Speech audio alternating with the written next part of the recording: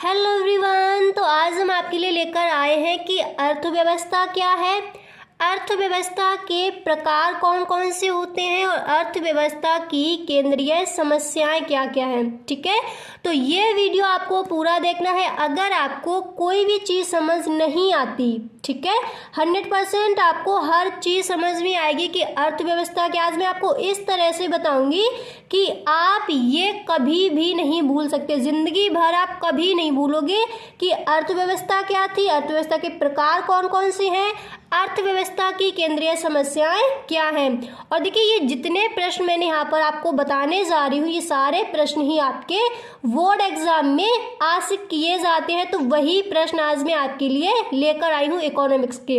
Okay, तो देखिए, सबसे पहले मैं आपको बताऊंगी कि अर्थव्यवस्था क्या है, यानी अर्थव्यवस्था से आप क्या समझते हैं, अर्थव्यवस्था से क्या तात्पर्य है, अर्थव्यवस्था की परिभाषा दीजिए। इस तरह से आपसे प्रश्न पूछा जाएगा, तो आंसर आपको एक ही लिखकर आना है। ओके, समझ आ गया।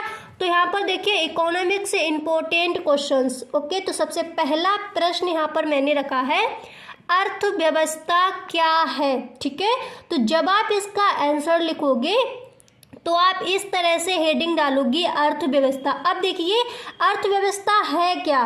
तो एक अर्थव्यवस्था वह व्यवस्था है, देखिए, अर्थ का मतलब होता है धन और व्यवस्था का मतलब होता है व्यवस्था करना, यानी धन की व्यवस्था करना, वही हमारा हो जाता है अर्थव्यवस्था।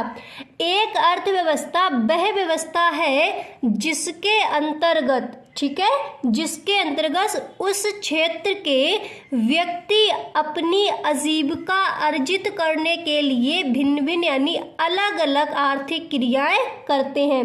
आजीविका यानी अपनी आजीविका चलाने के लिए अर्जित करते हैं, आजीविका अर्जित करने के लिए अलग अलग आर्थिक क्रियाएं करते हैं।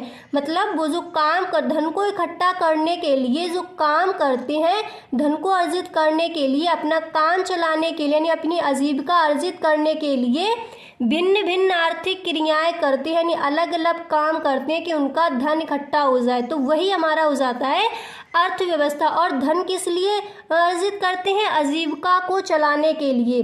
समझ आ गया। तो देखिए, मतलब जिस तरह से मैं आपको बता रही हूँ तो उस तरह से आपको नहीं लिखना, इस तरह से आपको लिखना। तो एग्जामिनर आपको फुल मार्क्स ही देकर जाएगा। आप इस तरह से लिखोगे कि एक अर्थव्यवस्था वह व्यवस्था है जिसके अंतर्गत उस क्षेत्र के व्यक्ति, इससे आप कंफ्यूज मत होइए, मैंने यहाँ पर लिख दिया है कि जिसके अंतर्गत, यानी जिसके द्वारा, जिसके अंदर, उस क्षेत्र के, इस क्षेत्र का आप नहीं भी लिखोगे तब भी कोई दिक्कत नहीं है। आप इस तरह से भी लिख सकते हो, अर्थव्यवस्था वह व्यवस्था है जिसके अंतर्गत व्यक्ति अपनी आजीविका अर्जित करने के लिए अलग अलग आर्थिक क्रियाएं करते हैं।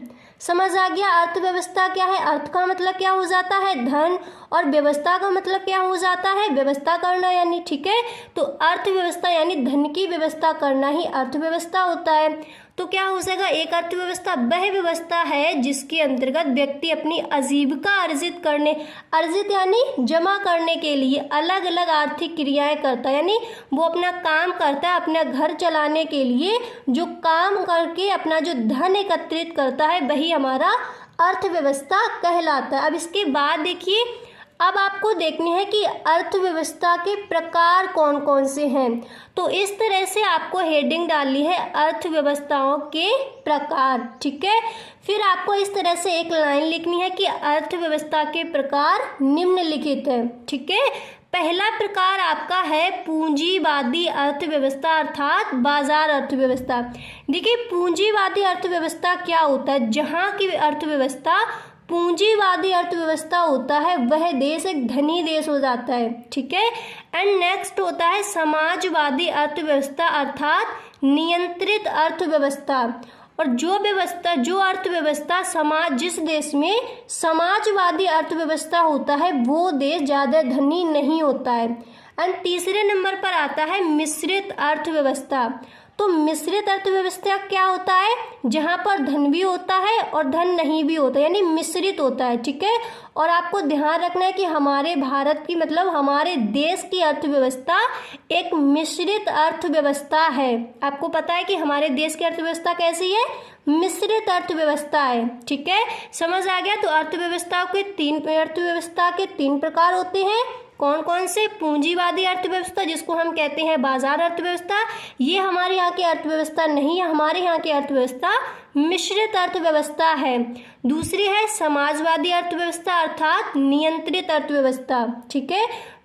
जिस देश में ये समाजवादी अर्थव्यवस्था पाई जाती है वो देश ज़्यादा धनी नहीं होता, पर जहाँ पूंजीवादी अर्थव्यवस्था पाई जाती है ये धनी देशों में ही पाई जाती है। नेक्स्ट है आपकी मिश्रित अर्थव्यवस्था।